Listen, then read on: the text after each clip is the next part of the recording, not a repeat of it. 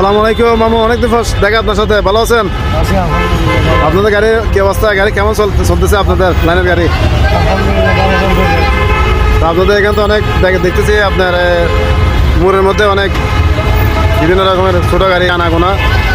রাস্তার মধ্যে আসলে যানজট সৃষ্টি হওয়ার মূল কারণটা হচ্ছে আপনার যে মোড়ের মধ্যে যে সিএনজিগুলো দাঁড়িয়ে থাকে একদম মোড়ের মধ্যে, সেখানে পুলিশ প্রশাসনের কোনো পদক্ষেপ নেয় নাকি আপনাদের এরকম মানুষের মধ্যে কোনো অবজেকশন আছে কি না পুলিশের প্রতি? আমি জিএস সাহেবকে জানাবো আজকে, এখনো জানাবো আচ্ছা আচ্ছা। এটার ব্যাপারে। আসলে মোড়টা সবসময় যদি আমরা যদি ক্লিয়ার লাগে তাহলে আমাদের কি এই মুরাদপুর মোড়ে কখনো যানজট সৃষ্টি হবে না। কিন্তু এই দেখেন এখানে পুরো এই সিএনজি দাঁড়িয়ে থাকার কারণে কিন্তু এই মোড়টাতে দীর্ঘ সময় যানজট লেগে থাকে। আর উনি আমাদের আঙ্কেল মালিক সমিতির, উনি একজন নেতা, উনি সবসময় আমাদের এখানে থাকে।